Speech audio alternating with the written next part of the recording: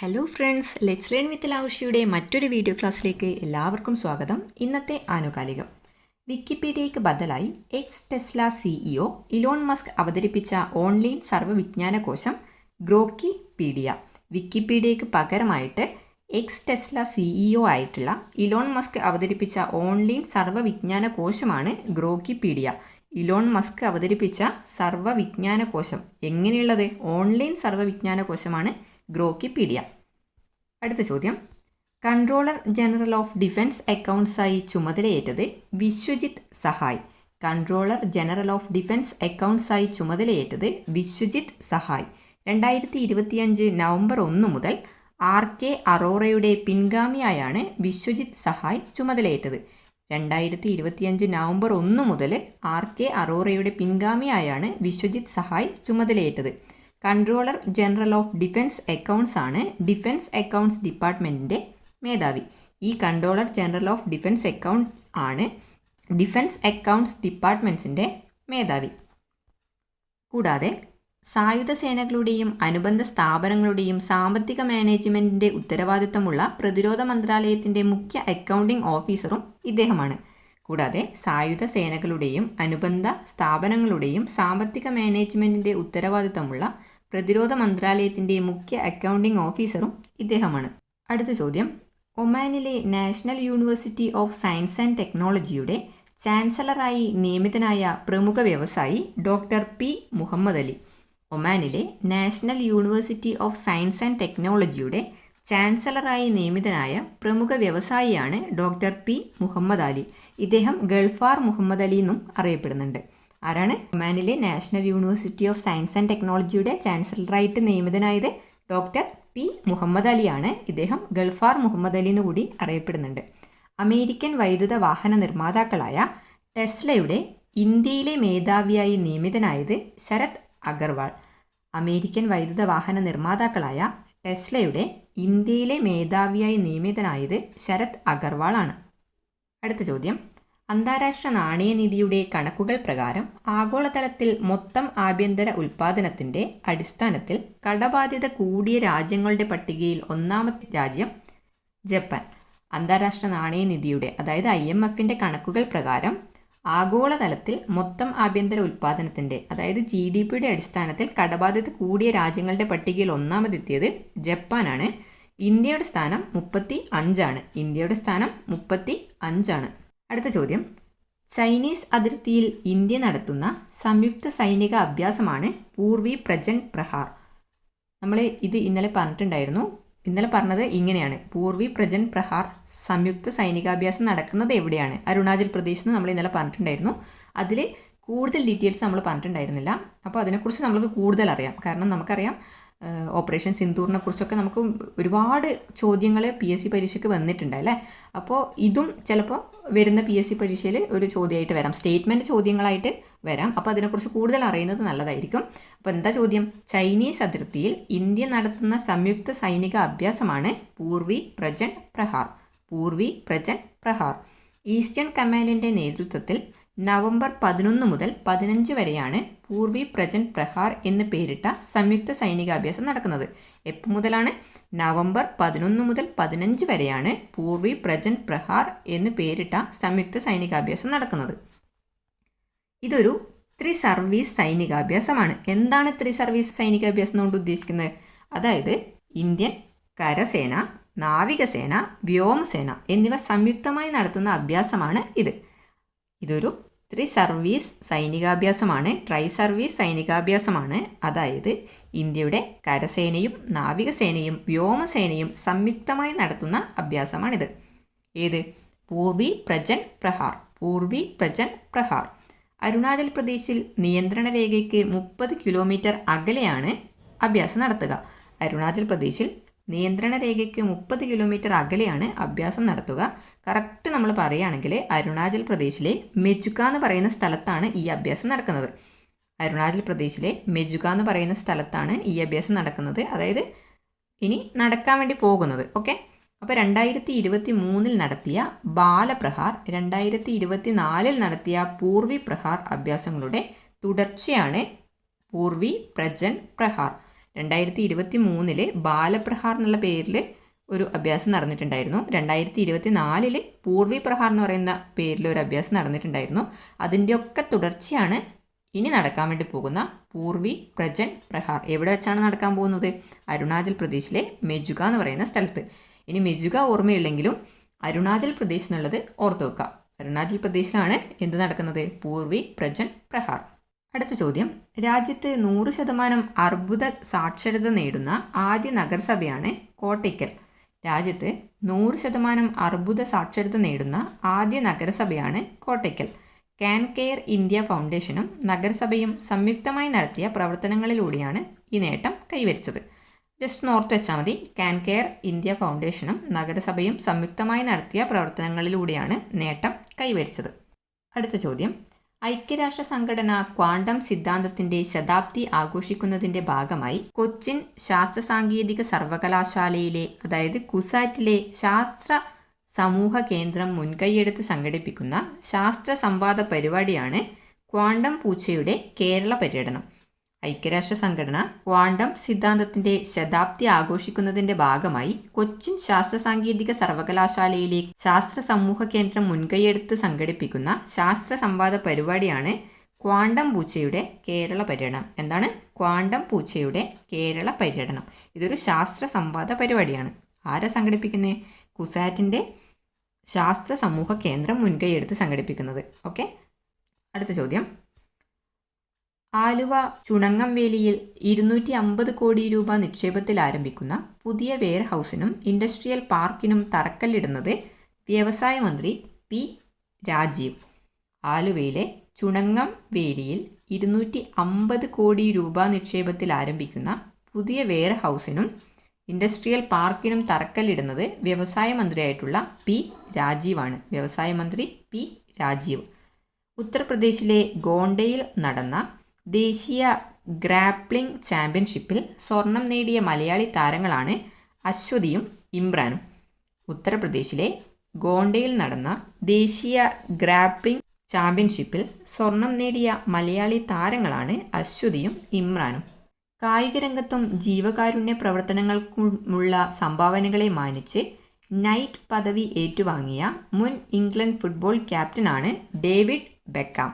കായിക രംഗത്തും ജീവകാരുണ്യ പ്രവർത്തനങ്ങൾക്കുമുള്ള സംഭാവനകളെ മാനിച്ച് നൈറ്റ് പദവി ഏറ്റുവാങ്ങിയ മുൻ ഇംഗ്ലണ്ട് ഫുട്ബോൾ ക്യാപ്റ്റനാണ് ഡേവിഡ് ബെക്കാം.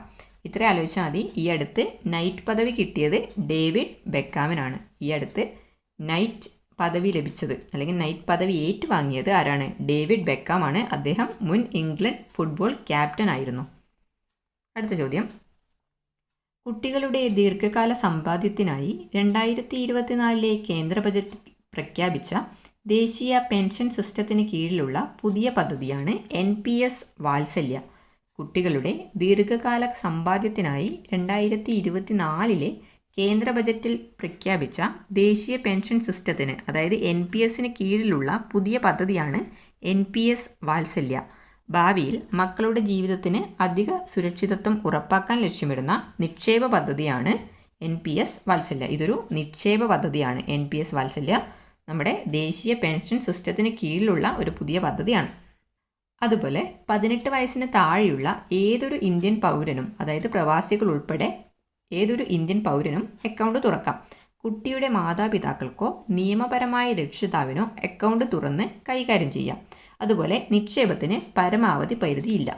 18 വയസ്സിന് താഴെയുള്ള ഏതൊരു ഇന്ത്യൻ പൗരനും അക്കൗണ്ട് തുറക്കാം.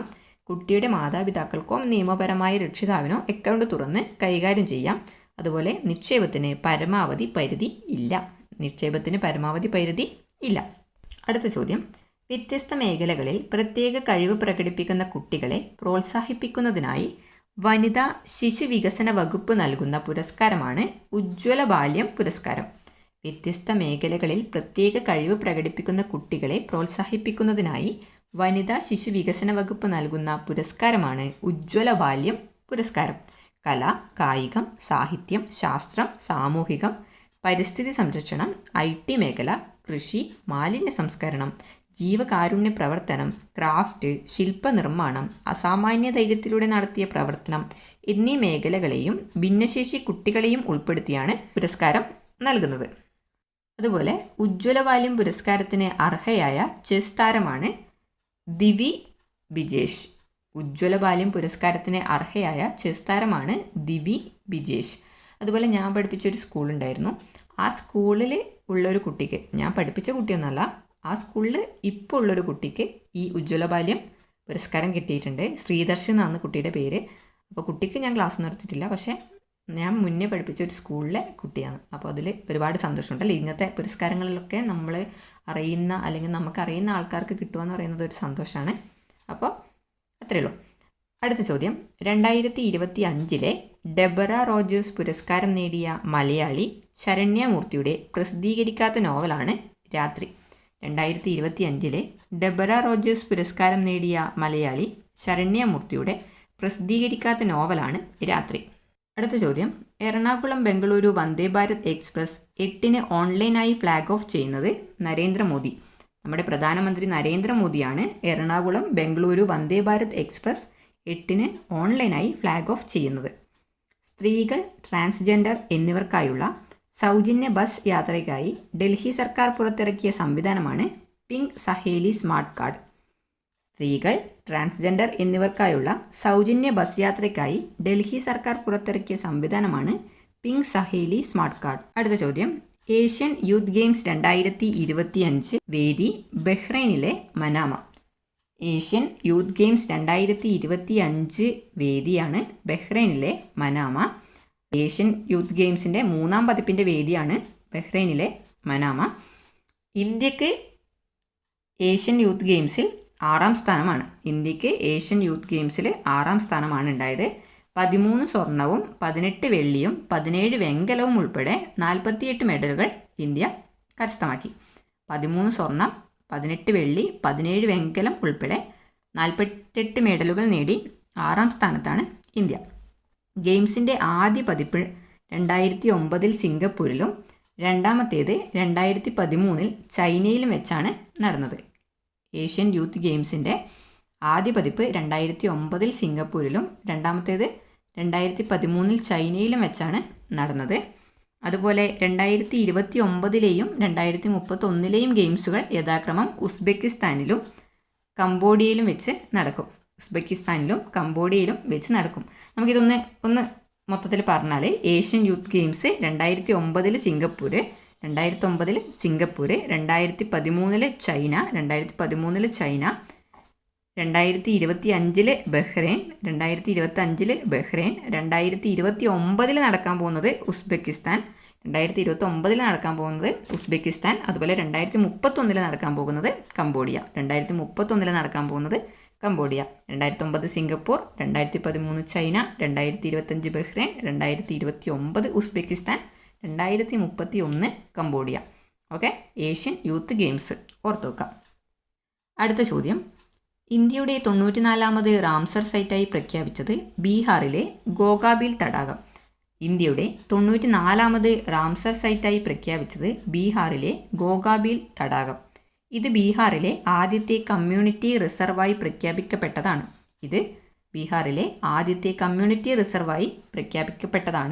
രാജ്യത്തെ ആദ്യ കമ്മ്യൂണിറ്റി റിസർവ് തടാകമാണ് ഗോഗാബീൽ. രാജ്യത്തെ തന്നെ ആദ്യ കമ്മ്യൂണിറ്റി റിസർവ് തടാകമാണ് ഗോഗാബീൽ. അതുപോലെ ബീഹാറിലെ കതിഹാർ ജില്ലയിൽ ഗംഗ, മഹാനന്ദ നദികൾക്കിടയിൽ സ്ഥിതി ചെയ്യുന്ന ഒരു ഓക്സ്ബോ തടാകമാണ് ഗോഗാബീൽ. ബീഹാറിലാണ് ഗോഗാബീൽ തടാകം. ആ ബീഹാറിലെ കതിഹാർ ജില്ലയിൽ ഗംഗ, മഹാനന്ദ നദികൾക്കിടയിൽ സ്ഥിതി ചെയ്യുന്ന ഒരു ഓക്സ്ബോ തടാകമാണ് ഗോഗാബീൽ. മാറിപ്പോകരുത്, ഗംഗ മഹാനദിയൊന്നല്ല, ഗംഗ മഹാനന്ദ. ഓക്കെ, ഗംഗ മഹാനന്ദ നദികൾക്കിടയിൽ സ്ഥിതി ചെയ്യുന്ന ഒരു ഓക്സ്ബോ തടാകമാണ് ഗോഗാബീൽ. ഗോഗാബീൽ ഇപ്പോൾ ബീഹാറിലെ 6ാമത്തെ റാംസർ സൈറ്റാണ്. ഗോഗാബീൽ ഇപ്പോൾ ബീഹാറിലെ ആറാമത്തെ റാംസർ സൈറ്റാണ്. ഓക്കെ, തമിഴ്നാടിനും ഉത്തർപ്രദേശിനും ശേഷം ഏറ്റവും കൂടുതൽ റാംസർ സൈറ്റുകൾ ബീഹാറിലാണ്. നമുക്കറിയാം, ഇന്ത്യയിൽ ഏറ്റവും കൂടുതൽ റാംസർ സൈറ്റ് ഉള്ളത് തമിഴ്നാട്ടിലാണ്. 20 റാംസർ സൈറ്റുകളുണ്ട്. അതിനുശേഷം ഉത്തർപ്രദേശാണ്, 10 ഉത്തർപ്രദേശാണ്. അതിനും ശേഷം 3ാമതായിട്ട് വരുന്നത് ബീഹാറിലാണ്, 6 ഓക്കെ, ഇപ്പോൾ വന്നതും കൂടി ഉൾപ്പെട്ടിട്ട് 6. 94 റാംസർ സൈറ്റുകളോടെ ഇന്ത്യ ആഗോളതലത്തിൽ UK, മെക്സിക്കോ എന്നീ രാജ്യങ്ങൾക്ക് പിന്നിൽ 3-ാം സ്ഥാനത്തും ഏഷ്യയിൽ 1-ാം സ്ഥാനത്തുമാണ്. അതായത് ഏഷ്യയിൽ റാംസർ സൈറ്റുകളുടെ എണ്ണം നോക്കിയാൽ ഏറ്റവും കൂടുതലുള്ളത് എവിടെയാണ്? അത് ഇന്ത്യയിലാണ്. ഏഷ്യയിൽ ഏറ്റവും കൂടുതലുള്ളത് ഇന്ത്യയിലാണ്. എന്നാൽ നമ്മൾ ആഗോളതലത്തിൽ നോക്കുന്ന സമയത്ത് ഏറ്റവും കൂടുതൽ റാംസർ സൈറ്റ് ഉള്ളത് UK-യിലാണ്. UK-യിൽ 176 റാംസർ സൈറ്റുകളുണ്ട്. രണ്ടാമതായിട്ടുള്ളത് മെക്സിക്കോയിലാണ്. മെക്സിക്കോയിൽ 144 റാംസർ സൈറ്റുകളുണ്ട്. ഈ 2 രാജ്യങ്ങൾക്ക് ശേഷം വരുന്നത് ഇന്ത്യയാണ്. ഇന്ത്യയിൽ 94 റാംസർ സൈറ്റുകളുണ്ട്. ഓക്കെ, അപ്പോൾ ഓർത്ത് വെക്കുക, ഇന്ത്യയിൽ പറയുകയാണെങ്കിൽ ഏറ്റവും കൂടുതൽ തമിഴ്നാട്ടിലാണ്, പിന്നീട് രണ്ടാമത് ഉത്തർപ്രദേശാണ്, മൂന്നാമതായിട്ടാണ് ബീഹാർ വരുന്നത്. എന്നാൽ ആഗോളതലത്തിൽ പറയുന്ന സമയത്ത് ഏറ്റവും കൂടുതലുള്ളത് UK ആണ്, രണ്ടാമത് മെക്സിക്കോ ആണ്, മൂന്നാമതാണ് ഇന്ത്യ വരുന്നത്. അതുപോലെ ഏഷ്യയിൽ പറയുകയാണെന്നുണ്ടെങ്കിൽ 1-ാം സ്ഥാനമാണ് ഇന്ത്യക്കുള്ളത്. ഏഷ്യയിൽ 1-ാം സ്ഥാനമാണ് ഇന്ത്യ. അതുപോലെ ലോകത്ത് ആകെ 2546 സ്ഥലങ്ങളാണ് പട്ടികയിലുള്ളത്. റാംസർ സൈറ്റുകളായിട്ടുള്ളത് 2546 സ്ഥലങ്ങളാണ്. 1971 ഇറാനിലെ റാംസറിൽ വെച്ച് ഒപ്പുവെച്ച റാംസർ കൺവെൻഷൻ തണ്ണീർത്തടങ്ങൾ സംരക്ഷിക്കുന്നതിനും അവ സുസ്ഥിരമായി ഉപയോഗിക്കുന്നതിനും വേണ്ടിയുള്ള ഒരു അന്തർ സർക്കാർ ഉടമ്പടിയാണ്. 1971 ഇറാനിലെ റാംസറിൽ വെച്ചാണ് റാംസർ കൺവെൻഷൻ നടന്നത്. അതെന്തിനായിരുന്നു? തണ്ണീർത്തടങ്ങൾ സംരക്ഷിക്കുന്നതിനും അവ സുസ്ഥിരമായി ഉപയോഗിക്കുന്നതിനും വേണ്ടിയിട്ട് ഉള്ള ഒരു അന്തർ സർക്കാർ ഉടമ്പടി. ഓക്കെ, അപ്പോൾ ഇത്രയും കാര്യങ്ങൾ ആലോചിച്ച് നോക്കുക. റാംസർ സൈറ്റ് പൊതുവെ വളരെ ഇമ്പോർട്ടൻ്റ് ആയിട്ടുള്ളൊരു കാര്യമാണ്. അതാണ് ഇത്ര ഡീറ്റെയിൽഡ് ആയിട്ട് പറയേണ്ടി വന്നത്. ഓക്കെ, അപ്പോൾ എല്ലാം അറ്റ്ലീസ്റ്റ് ഇക്കാര്യങ്ങളൊക്കെ ഒന്ന് അറിഞ്ഞിരിക്കുക. നമ്മൾ ഓപ്ഷൻ കാണുന്ന സമയത്ത് അറിയാത്ത കാര്യങ്ങൾ നമുക്ക് ഡിലീറ്റ് ആക്കിയെങ്കിലും കളയണമെങ്കിൽ കുറേ എന്തെല്ലാം അറിയണം അല്ലേ. അപ്പോൾ ഇത്രയും കാര്യങ്ങൾ ജസ്റ്റ് അറിഞ്ഞിരിക്കുക. ബൈ ഹാർട്ട് പഠിക്കണമെന്നൊന്നും ഞാൻ പറയില്ല, പക്ഷേ ജസ്റ്റ് അറിഞ്ഞെങ്കിലും ഇരിക്കുക. അടുത്ത ചോദ്യം, മുന്നാക്ക വിഭാഗങ്ങളിലെ സാമ്പത്തികമായി പിന്നോക്കം നിൽക്കുന്നവർക്കായുള്ള സംസ്ഥാന കമ്മീഷൻ അധ്യക്ഷനായി നിയമിതനായത് retired justice CN Ramachandran Nair. മുന്നാക്ക വിഭാഗങ്ങളിലെ സാമ്പത്തികമായി പിന്നോക്കം നിൽക്കുന്നവർക്കായുള്ള സംസ്ഥാന കമ്മീഷൻ അധ്യക്ഷനായി നിയമിതനായത് retired justice CN Ramachandran Nair. ഇതിലെ മറ്റംഗങ്ങളാണ് സെബാസ്റ്റ്യൻ G രതികുമാർ. ഇതിലെ മറ്റംഗങ്ങളാണ് സെബാസ്റ്റ്യനും G രതികുമാറും. അടുത്ത ചോദ്യം, സമുദ്ര മത്സ്യബന്ധന സെൻസസ് 2025 അടുത്തിടെ പുറത്തിറക്കിയ മൊബൈൽ ആപ്ലിക്കേഷനുകളാണ് വ്യാസ് ഭാരത്, അതുപോലെ വ്യാസ് സൂത്ര. സമുദ്ര മത്സ്യബന്ധന സെൻസസ് 2025 അടുത്തിടെ പുറത്തിറക്കിയ മൊബൈൽ ആപ്ലിക്കേഷനുകളാണ് വ്യാസ് ഭാരത്, വ്യാസ് സൂത്ര. വ്യാസ് ഭാരതും വ്യാസ് സൂത്രയും എന്തിനു വേണ്ടിയിട്ട്? സമുദ്ര മത്സ്യബന്ധന സെൻസസ് 2025 പുറത്തിറക്കിയ ഓർത്തുവെക്കുക മൊബൈൽ ആപ്ലിക്കേഷനുകളാണ്. അടുത്ത ചോദ്യം, മഹാരാഷ്ട്രയിലെ സാംഗ്ലി ജില്ലയിലെ ഇസ്ലാംപൂർ സിറ്റിയുടെ പുതിയ പേര് ഈശ്വർപൂർ. മഹാരാഷ്ട്രയിലെ സാംഗ്ലി ജില്ലയിലെ ഇസ്ലാംപൂർ സിറ്റിയുടെ പുതിയ പേരാണ് ഈശ്വർപൂർ. ഇസ്ലാംപൂർ എന്തായിട്ട് മാറി? ഈശ്വർപൂറായിട്ട് മാറി. അതുപോലെ ഔറംഗാബാദ്, ഉസ്മാനാബാദ്, അഹമ്മദ് നഗർ എന്നീ സ്ഥലങ്ങളുടെ പേര് ഛത്രപതി സാംഭാജി നഗർ, ധാരാശിവ്, അഹില്യ നഗർ എന്നിങ്ങനെ മാറ്റിയിരുന്നു. അതായത് ഔറംഗാബാദിനെ എന്താക്കി മാറ്റി? ഛത്രപതി സാംഭാജി നഗറാക്കി മാറ്റി. ഉസ്മാനാബാദിനെ ധാരാശിവ് എന്ന് പേര് നൽകി. അഹമ്മദ് നഗറിനെ അഹില്യ നഗർ എന്ന് പേര് മാറ്റി. അടുത്ത ചോദ്യം, 2025 നവംബറിൽ കൽമേഗി ചുഴലിക്കാറ്റ് വീശിയടിച്ച രാജ്യം ഫിലിപ്പീൻസ്. 2025 നവംബറിൽ കൽമേഗി ചുഴലിക്കാറ്റ് വീശിയടിച്ച രാജ്യമാണ് ഫിലിപ്പീൻസ്. US-ലെ ബോസ്റ്റൺ ഗ്ലോബൽ ഫോറത്തിൻ്റെ ഇക്കൊല്ലത്തെ world leader four piece and security പുരസ്കാരത്തിന് അർഹനായത് ശ്രീ രവിശങ്കർ. US-ലെ ബോസ്റ്റൺ ഗ്ലോബൽ ഫോറത്തിൻ്റെ ഇക്കൊല്ലത്തെ world leader four piece and security പുരസ്കാരത്തിന് അർഹനായത് ശ്രീ രവിശങ്കർ. 2025 സംസ്ഥാന ശാസ്ത്രോത്സവത്തിന് വേദിയാകുന്ന ജില്ല പാലക്കാട്. 2025 സംസ്ഥാന ശാസ്ത്രോത്സവത്തിന് വേദിയാകുന്ന ജില്ലയാണ് പാലക്കാട്. അതുപോലെ നമ്മൾ ഇന്നലെ പറഞ്ഞിട്ടുണ്ടായിരുന്നു കലോത്സവം നടക്കാൻ പോകുന്നത് തൃശ്ശൂരാണ്. സംസ്ഥാന കലോത്സവം നടക്കാൻ പോകുന്നത് തൃശ്ശൂരാണ്. അതുപോലെ കായികമേള കഴിഞ്ഞു അല്ലേ, ഒളിമ്പിക്സ് രൂപത്തിൽ കായികമേള കഴിഞ്ഞു. ആ കായികമേള നടന്നത് തിരുവനന്തപുരത്താണ്. അപ്പോൾ ഒന്നുകൂടി പറയാം, 2025 സംസ്ഥാന ശാസ്ത്രോത്സവത്തിന് വേദിയാകുന്നത് പാലക്കാടാണ്. കേരള കലോത്സവം നടക്കുന്നത്, സ്കൂൾ കലോത്സവം നടക്കുന്നത് തൃശ്ശൂരാണ്. കായികമേള നടന്നത് തിരുവനന്തപുരത്താണ്. കായികമേള നടന്നത് തിരുവനന്തപുരത്ത്. കലോത്സവം നടക്കാൻ പോകുന്നത് തൃശ്ശൂർ. ശാസ്ത്രോത്സവത്തിന് വേദിയാകാൻ പോകുന്നത് പാലക്കാട്. ലോകത്തെ ഏറ്റവും ഉയരം കൂടിയ ക്രിസ്തീയ ദേവാലയം സഗ്രാഡ ഫാമിലിയ ബസിലിക്ക. ലോകത്തെ ഏറ്റവും ഉയരം കൂടിയ ക്രിസ്തീയ ദേവാലയമാണ് സഗ്രാഡ ഫാമിലിയ ബസിലിക്ക. ബാഴ്സലോണയിലാണ് ഇത് സ്ഥിതി ചെയ്യുന്നത്. അടുത്ത ചോദ്യം, അമേരിക്കയിലെ ആദ്യത്തെ മുസ്ലിം വനിതാ ലഫ്റ്റനന്റ് ഗവർണർ എന്ന നേട്ടം സ്വന്തമാക്കിയ ഇന്ത്യൻ വംശജയാണ് ഗസാല ഹാഷ്മി. ഗസാല ഹാഷ്മി. അമേരിക്കയിലെ ആദ്യത്തെ മുസ്ലിം വനിതാ ലഫ്റ്റനന്റ് ഗവർണർ എന്ന നേട്ടം സ്വന്തമാക്കിയ ഇന്ത്യൻ വംശജയാണ് ഗസാല ഹാഷ്മി.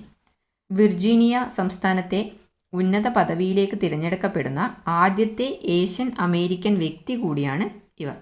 വിർജീനിയ സംസ്ഥാനത്തെ ഉന്നത പദവിയിലേക്ക് തിരഞ്ഞെടുക്കപ്പെടുന്ന ആദ്യത്തെ ഏഷ്യൻ അമേരിക്കൻ വ്യക്തി കൂടിയാണ് ഇവർ. ഇന്ത്യൻ ഹോക്കി ഫെഡറേഷൻ സ്ഥാപിതമായതിൻ്റെ എത്രാം വാർഷികമാണ് 2025 പൂർത്തിയായത്? 100-ാം വാർഷികം. ഇന്ത്യൻ ഹോക്കി ഫെഡറേഷൻ സ്ഥാപിതമായതിൻ്റെ എത്രാം വാർഷികമാണ് 2025 പൂർത്തിയായത്? 100-ാം വാർഷികം. അപ്പോൾ 1925 അല്ലേ? അപ്പോൾ 1925 നവംബർ 7 മധ്യപ്രദേശിലെ ഗോളിയോറിലാണ് ഇന്ത്യൻ ഹോക്കി ഫെഡറേഷൻ സ്ഥാപിതമായത്. ഓർത്തു വെക്കുക, 1925 നവംബർ 7 മധ്യപ്രദേശിലെ ഗോളിയോറിലാണ് ഇന്ത്യൻ ഹോക്കി ഫെഡറേഷൻ സ്ഥാപിതമായത്. അടുത്ത ചോദ്യം, ബ്രിട്ടീഷ് രാജകുടുംബാംഗമായ ആൻഡ്രൂ രാജകുമാരന് രാജകീയ പദവികളെല്ലാം നഷ്ടമാകാനിടയാക്കിയ അമേരിക്കൻ ഓസ്ട്രേലിയൻ വനിത വെർജീനിയ ജിഫ്രെയുടെ മരണാനന്തര ഓർമ്മക്കുറിപ്പിൻ്റെ പേരെന്ത്? Nobody's girl.